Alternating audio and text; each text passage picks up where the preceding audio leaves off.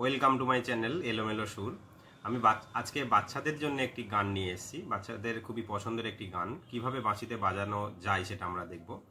আজকে আমরা শিখব কিভাবে লাল ঝুটি কাকাতুয়া ধরেছে যে বাইনা, এই গানটি বাঁশিতে বাজানো যায়। এটা আমরা অনেকেই ভোকালে শুনেছি বা এমনি গান শুনেছি, তো বাঁশিতে কিভাবে বাজানো যায় সেটা আমরা আজকে দেখব। তো প্রথমেই বলি, আমি অলরেডি 3-3 ছন্দের অলঙ্কার, 4-4 ছন্দের অলঙ্কার এইসব বিষয় নিয়ে আলোচনা করেছি। তো এই গানটি আছে 4-4 ছন্দে। 4-4 ছন্দ মানে হচ্ছে কাহার বা তাল, ধাগে নাতি নাকে ধিনা, 1-2-3-4, 1-2-3-4, 1-2-3-4, 1-2-3-4, এইভাবে গানটি আছে। তো আমি যদি গানের নোটেশন দেখি, প্রথম লাইনে রয়েছে লাল ঝুটি কাকাতুয়া ধরেছে যে বাইনা। তাহলে এর নোটেশনটা কি হবে? মা, মার পরে দেখবে একটা বিসর্গ দেয়া আছে এবং সেটা ড্যাশ টানা ড্যাশ দেয়া আছে। তো এই বিসর্গটা হচ্ছে মানে হাফ নোট, মানে এখানে অ্যাকচুয়ালি মায়ের জন্য একটা পুরো নোট এবং তারপরে বিসর্গ দেয়া আছে, মানে পরের নোটের অর্ধেক অংশ, অর্থাৎ এখানে 1.5খানা নোট আমরা মাটাকে বাজাবো। তাহলে কিভাবে বাজাবো আমরা? মা পা ধা মা মা রে সা, মা মা পা ধা মা পা গা, মাপা মাপা গা। এই মাপা মাপাটা এটা জোড়া নোট এখানে রয়েছে। তো এখানে মাপা মাপাটা একটু স্পিডে বলতে হবে, মানে আমরা যে স্পিডে প্রথমে স্বরগুলো বলছি তার দ্বিগুণ স্পিডে। তো আমি একটু বাজিয়ে দেখাই। মা পা ধা মা মা রে সা,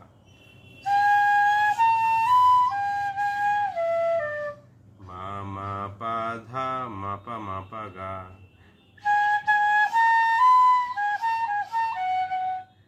যারা মাপা গা, এই মাপা বাজাতে পারছো না, তাদের জন্য প্রাথমিক স্টেজে তোমরা মাপা এটাকে পরিবর্তন করে এইভাবে বাজাতে পারো।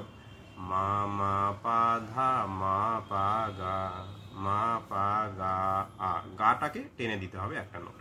তাহলে কি দাঁড়ালো ওটা? তাহলে মা মা, আমি একটু বাজিয়ে দেখাই।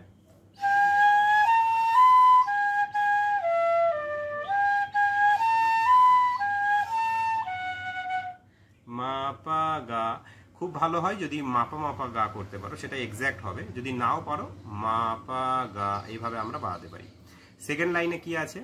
চাই তার লাল ফিতে চিরুনিয়ার আয়না। নোটেশন যদি দেখি, মা পা ধা নি ধা পা মা গা সা রে গা মা মা।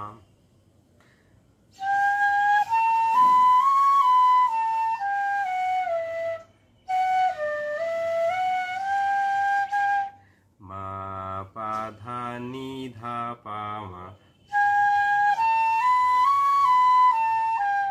গা সা রে গা মা মা।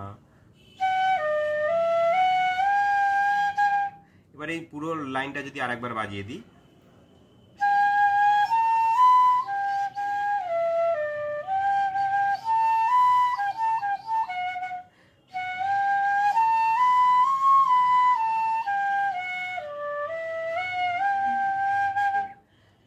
আশা করি বুঝতে অসুবিধা হচ্ছে না। আচ্ছা, এখানে একটা জিনিস বলে দিই যে সেকেন্ড লাইনে যে মা পা ধা নি ধা পা মা, এই নিটা কিন্তু কোমল নি। কোমল নি কিভাবে বাজাই?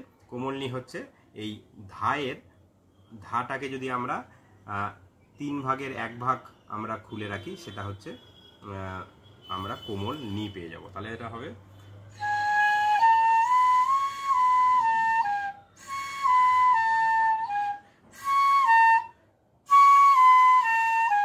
এইভাবে আমরা কোমল নোট বাজাতে পারি।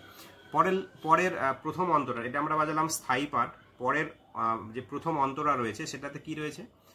জেদ বড় লাল পেরে টিয়া রং শাড়ি চাই। যদি নোটেশনটা দেখি, সা সা আ, ওটা টানতে হবে। সা নি ধা পা পা ধা সানি সানি সানি, এখানে জোড়া নোট আছে, সানি ধা ধা ধা।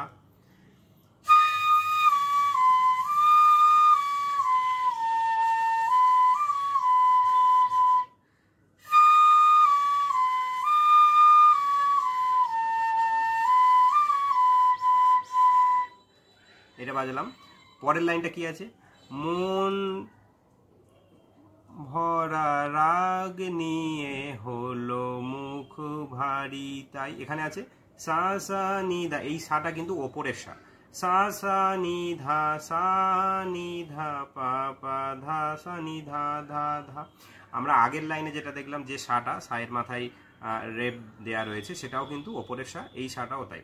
তাহলে এটা যদি বাজায় কি হবে,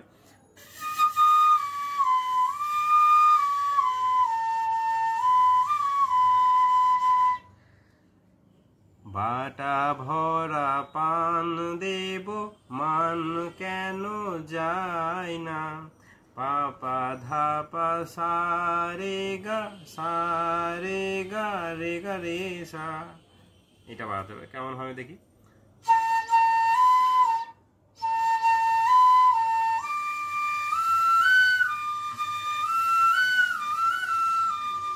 আর যদি আরেকবার বাজাই,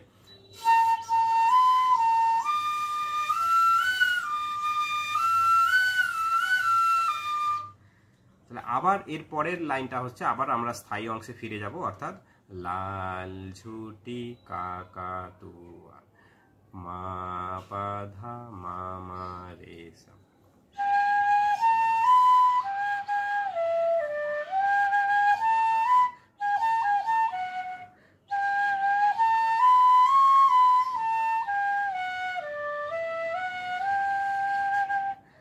এই লাইনটা দুবার বাজিয়ে, মানে এই স্থায়ী অংশটা দুবার বাজিয়ে আমার গানটা শেষ হয়ে যাচ্ছে। এবং তারপরে আবার যে প্রথম অন্তরা যেটা বাজিয়েছি সেই অন্তরাটাই আরও একবার বাজাতে হবে, এবং তারপরে আবার স্থায়ী অংশটা বাজালে গানটি শেষ হয়ে যাবে। তাহলে গানটিতে মোট দুটো স্থায়ী অংশটা দুবার আসছে এবং অন্তরাটাও দুবার আসছে। অন্তরার শব্দগুলো আলাদা কিন্তু সুরটা একই রকম। তো ওই জন্য প্রথমে স্থায়ী অংশ দিয়ে শুরু করলে, যে লাল ঝুটি কাকাতুয়া ধরেছে যে বাইনা, তারপরে প্রথম অন্তরাটা এলো, তারপর আবার স্থায়ী একবার বাজাবে, আবার একবার অন্তরা বাজাবে, এবং সব শেষে আমরা স্থায়ী বাজিয়ে গানটি শেষ করব। মানে গানটা শব্দের দিক থেকে অনেকটা বড়, কিন্তু সুরের দিক থেকে আমাদের একটা স্থায়ী এবং একটাই অন্তরা, এই দুটো জিনিস করলেই হয়ে যাবে। আমি একবার পুরো গানটি বাজিয়ে শোনাচ্ছি।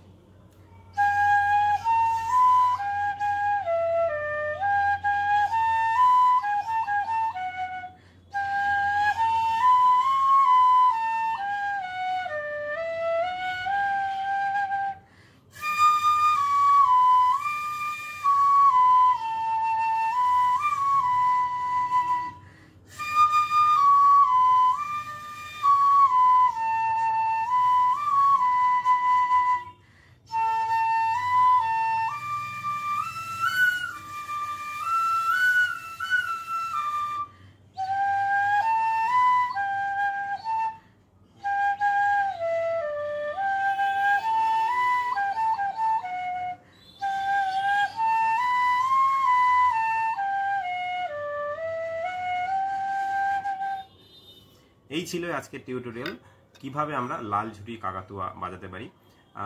যারা এটা মেনলি বাচ্চাদের জন্যই তৈরি করা, বাচ্চারা যারা এই আমার চ্যানেলে যুক্ত রয়েছে তাদের আশা করি গানটি তুলতে অসুবিধা হবে না।